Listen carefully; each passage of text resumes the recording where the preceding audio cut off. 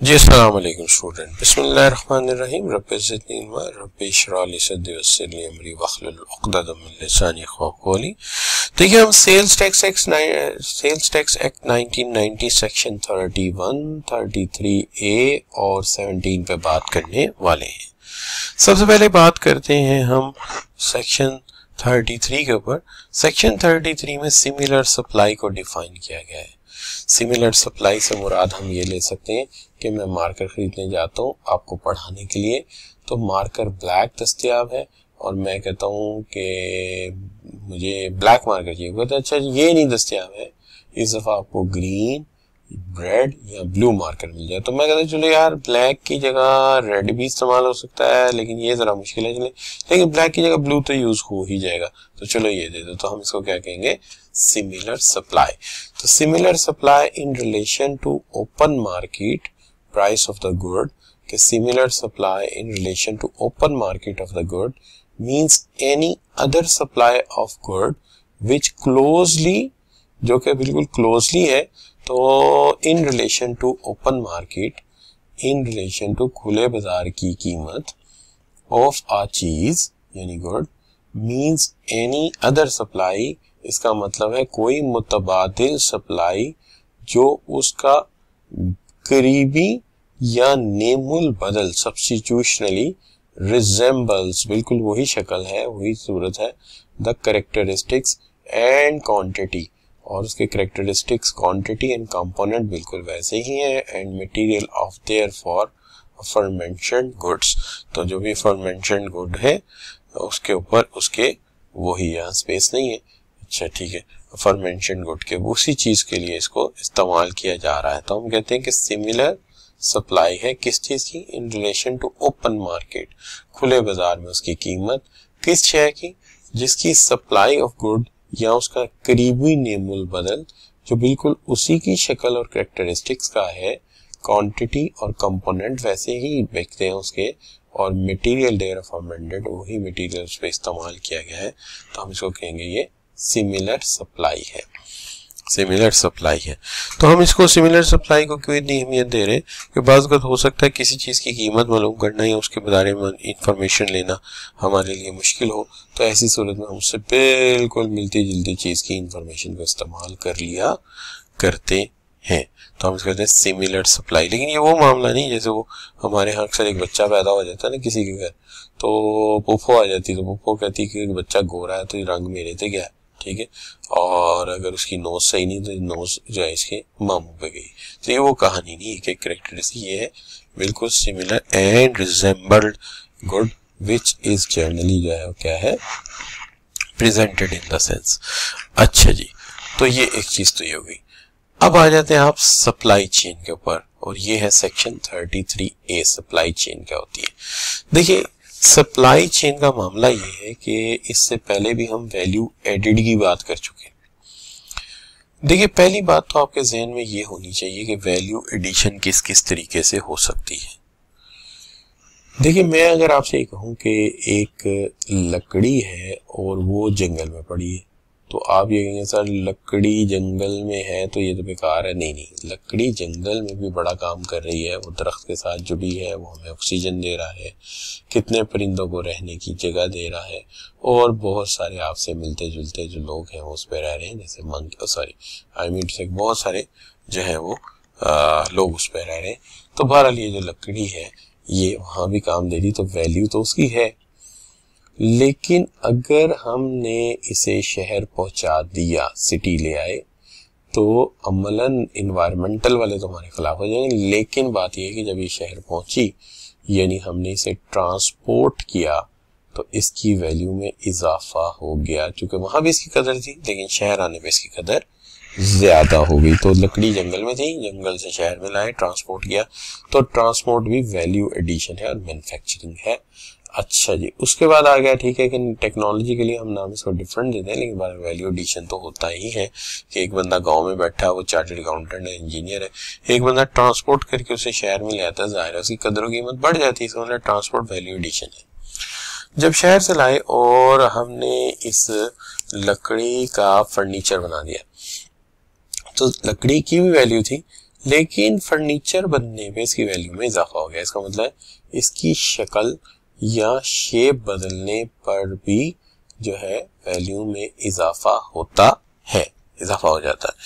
और अगर फर्नीचर गोदाम में पड़ा तो बिल्कुल पड़ा तो हुआ था, वैल्यू तो थी, लेकिन अगर ये कंज्यूमर के पास पहुंच गया, कस्टमर के पास पहुंच गया, तो इसका इस्तेमाल शुरू हो गया और इस्तेमाल शुरू होने से इसकी वैल्यू में और इजाफा हुआ। इसका मतलब है चेंज ऑफ ओनरशिप या मलकियत बदलने से, चेंज ऑफ ओनरशिप या मलकियत बदलने से भी वैल्यू एडिशन होता है। तो सेल्स टैक्स यहाँ भी लग सकता है या ड्यूटी की शक्ल में लग सकता है, ट्रांसपोर्ट की शक्ल में सेल्स टैक्स यहाँ भी लग सकता है, सेल्स टैक्स इस स्टेज पे लग सकता है, किसी भी स्टेज पे सेल्स टैक्स लग सकता है। तो हम इसको कहेंगे क्या कि ये वैल्यू एडेड टैक्स है या सेल्स टैक्स है।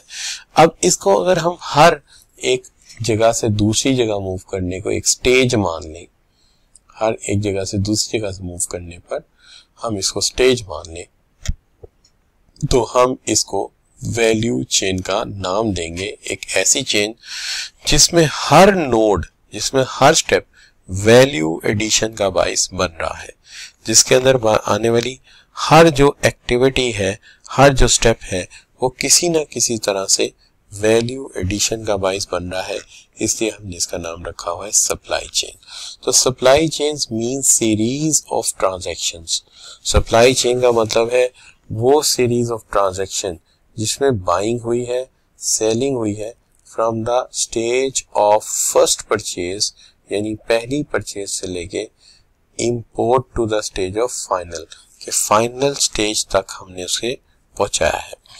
तो कहने का मतलब ये मींस सीरीज ऑफ ट्रांजैक्शंस।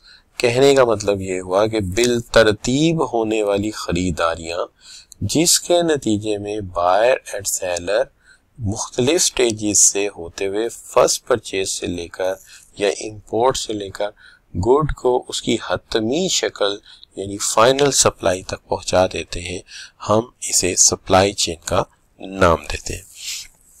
तो मामला शुरू हुआ, रॉ मटेरियल से ट्रांसपोर्ट किया, सप्लायर के तौर पे लाए, सप्लायर से उससे मैन्युफैक्चरिंग करके उसकी शक्ल एक गुड की बना दी गई और फिर वहां से शक्ल को, उस शक्ल में से ट्रांसपोर्ट करके स्टोर में लाया गया और स्टोर के बाद ये कंज्यूमर के पास पहुंच गई जहां इसका इस्तेमाल शुरू हो गया।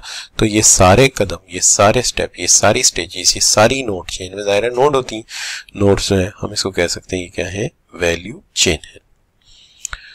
अब बात आ गई, इससे पहले हम मैन्युफैक्चरिंग पे बात कर चुके हैं। चलिए आज हम बात करते हैं सेक्शन 17 पर, बात क्लियर करते हैं मैन्युफैक्चरर या प्रोड्यूसर क्या होता है।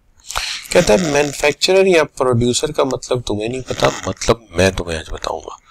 तो वो बंदा जो मसरूफ है, इंगेज है, वो बंदा जो मसरूफ है, इंगेज का मतलब ये नहीं कि बंदे की मंगनी होगी बेचारे की, मतलब ये मसरूफ, ये बंदा मसरूफ वेदर एक्सक्लूसिवली और नॉट, यानी एक्सक्लूसिवली वो फुल टाइम भी हो सकता है, पार्ट टाइम भी हो सकता है, सारा साल भी हो सकता है, 6 महीने भी हो सकता है। जैसे शुगर कैन इंडस्ट्री यानी चीनी बनाने के कारखाने 6 महीने काम करते हैं, 2-3 महीने वैसे ही बंद रहते हैं। तो लिहाजा एक पर्सन इंगेज, एक बंदा मसरूफ रहा किसमें, एक्सक्लूसिवली फुल टाइम या सारा साल या कुछ अर्सा, in the production of goods, चीजें बनाने में। तो एक बंदा मसरूफ रहा फुल टाइम, यहाँ आप कह लीजिए पार्ट टाइम, यहाँ कुछ वक्त, यहाँ आर्जी तौर पे। तो आप ये कह सकते हैं इन the production of goods whether the raw material is owned, या तो उसका रॉ मटेरियल अपनी मलकियत में था, हिम आर नॉट, इसका अपना ही मटेरियल, वो मटेरियल भी खुद ही बनाता है और खुद ही उससे मैन्युफैक्चरिंग करता है। जैसे आपने देखा होगा मिचल्स की आपने जैम, जेली और केचप खाई होगी, तो उनके बागात से लेके ओन वर्ड जो रॉ मटेरियल है वो उनकी जाती मलकियत है, इवन जो बागात जहां से फल आते हैं वो भी उनके अपने हैं।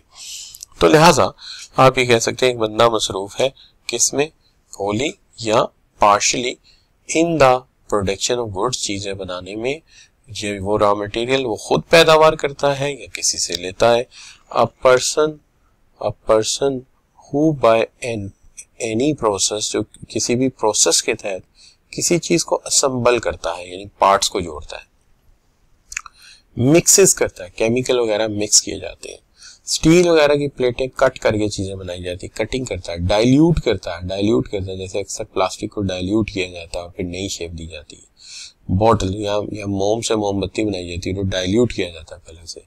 बॉटल्स वगैरह बनाई जाती है, पैकेजिंग की जाती है, गत्ते के या स्टील के या किस चीज की पैकिंग की जाती है। या जैसे मैंने कहा था कि एक ड्रम में हम ऑयल मंगवाते हैं और फिर जाहिर है वो ड्रम तो किसी को नहीं दिया जा सकता, इंजन ऑयल है, तो हम उसको छोटी कैंस के अंदर फिर क्या करते हैं, बंद कर देते हैं और पैकिंग करते हैं। तो रीपैकिंग करना ये भी क्या है, ये भी मैन्युफैक्चरर है। या prepare goods by any other manner, या किसी और तरीके से वो चीजें तैयार करता है, ठीक है, तो हम उसको कहेंगे ये क्या है, ये मैन्युफैक्चरिंग है। तो मैन्युफैक्चरर कौन है, वो बंदा जो चीजों को मिक्स करता है, कट करता है, डाइल्यूट करता है, बॉटल बनाता है, पैकेजिंग करता है, या पैक शुदा माल को दोबारा फिर खोल के पैक करता है छोटे यूनिट्स में। तो आप ये कह सकते हैं ये मैन्युफैक्चरर है। या असाइनी इन बैंकरप्सी, अब इसके अंदर एक चीज ये आ गई, थोड़ा सा इसको ला को अलहदा कर देता तो ज्यादा अच्छा था। उसने साथ ही कह दिया कि ये तो मैन्युफैक्चरर है और यहाँ से एकदम से ला का जो जायका है वो बिल्कुल बदल जाएगा। इससे आगे वो बात करते हैं एक असाइनी होता है। असाइनी होता है बैंकरप्सी के केस में, कि अल्लाह ना करे कोई बंदा या एंटिटी बैंकरप्ट हो जाती है तो एक नुमाइंदा मुकर्रर किया जाता है। ये नुमाइंदा क्या करता है, ये नुमाइंदा वहां पहुंचता है और सारे एसेट्स जो हैं उस पर्सन के जो बैंकरप्ट हुआ है उसे टेक ओवर कर लेता है, और टेक ओवर करके उसे क्या कर देता है, वो तमाम एसेट लिक्विडेटर के तौर पे वो बेच देता है। लिक्विडेटर का मतलब ये कि बेच के कैश में कन्वर्ट कर लेता है। Any person who dispossess of assets, वो सारे एसेट डिस्पोज कर देता है किसके, मैन्युफैक्चरर के, इन फ्यूडिशरी कैपेसिटी, कानूनी कैपेसिटी में। जाहिर है वैसे तो कोई बंदा आ गया आपसे कि चलो निकलो मैंने तुम्हारे एसेट बेचने, तो जाहिर बात है आप तो लड़ना शुरू कर देंगे, लेकिन ये अदालती तरीके से आता है, फ्यूडिशरी कैपेसिटी में आता है मैन्युफैक्चरर के पास कि तुम बैंकरप्ट हो गए, लिहाजा साइड में हो जा, तुम्हारी प्लांट, तुम्हारी मशीनरी, तुम्हारा इक्विपमेंट, तुम्हारी तमाम चीजें बेच दी जाएंगी और वो लोग जो इसकी वजह से खसारे में गए हैं उनका अजाला किया जाएगा, जैसे एम्प्लॉइज, सप्लायर, बैंकर्स जिनको तुमने पैसा देना था। तो कहते हैं assignee in bankruptcy liquidator and any person who dispossess of assets, जो कि डिस्पोज ऑफ करता है एसेट्स को किसके, मैन्युफैक्चरर के, इन फ्यूडिशरी कैपेसिटी, कानूनी कैपेसिटी में, तो वो उनको बेचकर उन लोगों का फायदा करता है। तो any person who owns or uses any patent right, अब ये जो है यहाँ पे आगे नई बात आ गई कि एक बंदा जो कि किसी चीज के पेटेंट राइट रखता है for manufacturing of goods whether or not such person sell or disposes of the goods. तो कोई ऐसा बंदा हो सकता है जो किसी चीज के जो है वो यूजेस के राइट्स रखता हो, मैन्युफैक्चरिंग के राइट्स रखता हो। जैसे दाऊद एक कंपनी है तो वो यामाहा बना सकती है, तो दाऊद कंपनी जो उसके पास राइट्स हैं कि वो क्या कर सकते हैं, वो यामाहा बना सकते हैं, यामाहा की बाइक बना सकते हैं। अच्छा, इसी तरह एटलस के पास राइट्स हैं कि वो होंडा की बाइक बना सकते हैं, ठीक है जी। तो ये राइट उनके पास है, उन्होंने जापानीज कंपनी होंडा से ये राइट्स खरीदे हुए हैं। तो एक पर्सन है, पर्सन से मुराद वहां बिजनेस में होगा कि वो बिजनेस ओन करता है, पेटेंट या राइट हक रखता है, जिसको हक खरीदा हुआ उसने, ठीक है जी, फॉर मैन्युफैक्चरिंग गुड्स, तो उसे उस नाम से चीजें बनाने का हक हासिल है। हो सकता है कि सच पर्सन जो है वो सिर्फ सेल करता हो या डिस्पोज ऑफ करता हो। सेल और डिस्पोज ऑफ करने का मतलब ये है कि ऐसा भी हो सकता है कि अभी दाऊद ने या एटलस से मुआहदा किया है कि प्लांट आएगा और पाकिस्तान में मोटरसाइकिलें बनेंगी, लेकिन वो जापान से पहले मोटरसाइकिलें ला के उसे इंट्रोड्यूस कराना शुरू कर देते हैं मार्केट में। तो वो जो जापानीज मैन्युफैक्चरर है उसके साथ उसका जॉइंट तो बन गया ना, हब तो बन गया उसका ये, तो लिहाजा ये भी मैन्युफैक्चरिंग ही कहलाएगा, आल्दो कि अभी मैन्युफैक्चरिंग फ्यूचर में शुरू होगी। तो हमने कहा कोई ऐसा बंदा जो कि इस्तेमाल का हक रखता है और मैन्युफैक्चरिंग कर सकता है किसी गुड की, चाहे वो बंदा सिर्फ सेल कर रहा हो या डिस्पोजेस ऑफ कर रहा हो, ठीक है, मैन्युफैक्चरिंग ना कर रहा हो, तब भी वो क्या है, मैन्युफैक्चरर ही कहलाएगा। तो ये हो गया जी, ये हो गया आपका सेक्शन 17 और यहाँ पे हम इस वीडियो को वाइंड अप कर देते हैं। टारगेट ये है कि किसी भी वीडियो को 15 मिनट से ऊपर जाने ना दें। Thank you very much.